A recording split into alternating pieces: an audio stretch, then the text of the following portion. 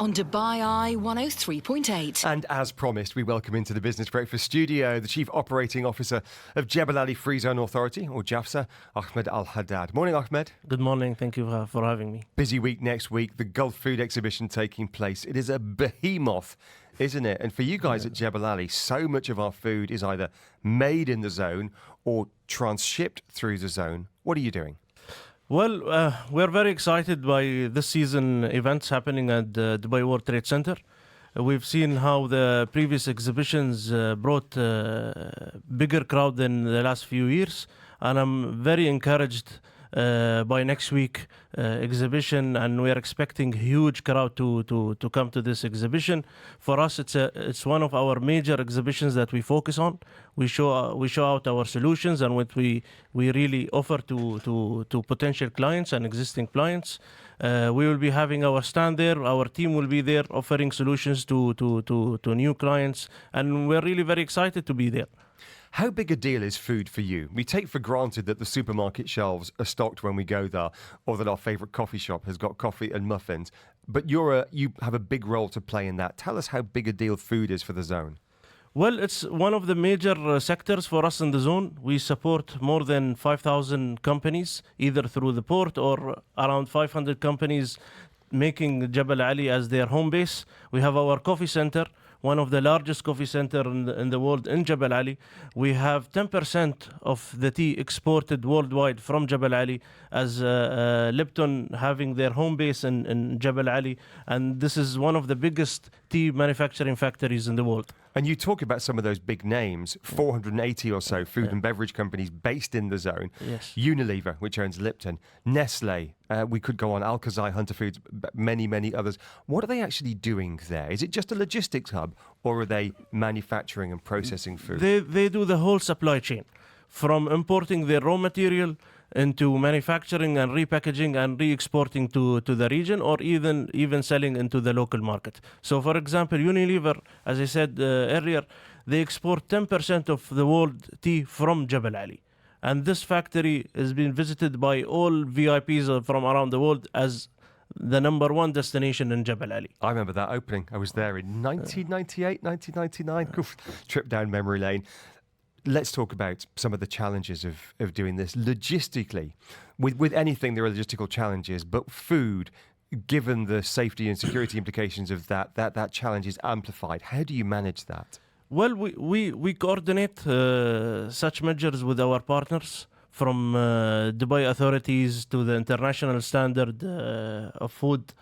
We have strict controls in the free zone when it comes to food. Dubai municipality ensures that food security and food safety is number one priority in the free zone and through the port. So there is nothing left for chances when it comes to food and how to protect food in the free zone. One of the most interesting developments that we've seen recently has been the UAE's move towards food sustainability and producing food here. And some of it's happening in Jebel Ali Free Zone. These salmon farms or fish farms that have opened up there, and I know His Highness Sheikh Hamdan, the Crown Prince, is a big believer and supporter of these. Tell us a little bit about what's happening there and how significant that is.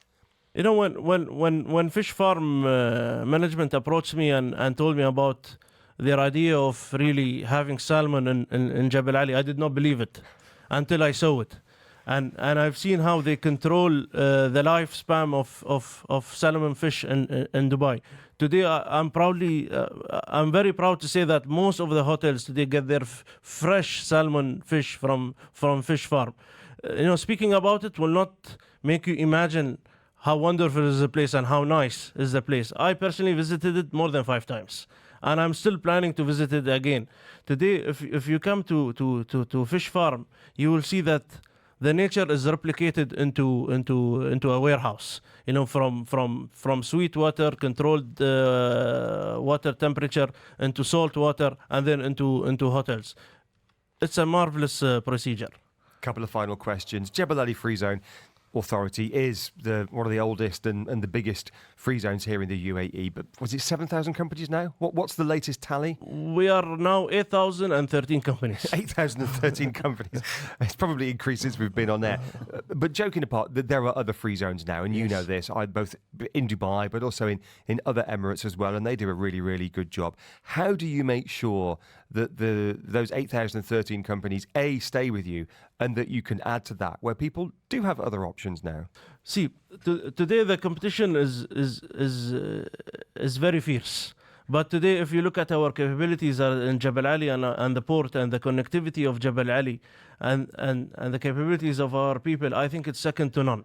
Today, we connect our traders and our customers to more than 3 billion people. And the connectivity from Jebel Ali port or even Dubai airport is more than 200 cities.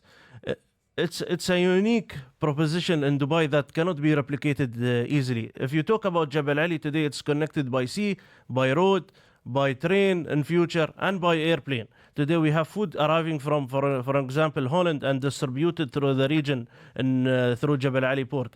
This kind of capabilities and this kind of accessibility to our customer cannot be really replicated easily. A final quick word on the big story of the moment, which is the coronavirus. I know down at Jebel Ali Free Zone, you're taking this incredibly seriously and doing everything possible to protect both people within the zone and all the goods that are transported out of us. Tell us briefly what you're doing. Well, first, we started by awareness. We're spreading awareness almost every day. We have more than 60,000 people living in the free zone. So their health and their safety is our priority. So we ensure that they're aware how to react if they find or they suspect there is a sick person around them. Of course, our partners from Dubai authorities are supporting us.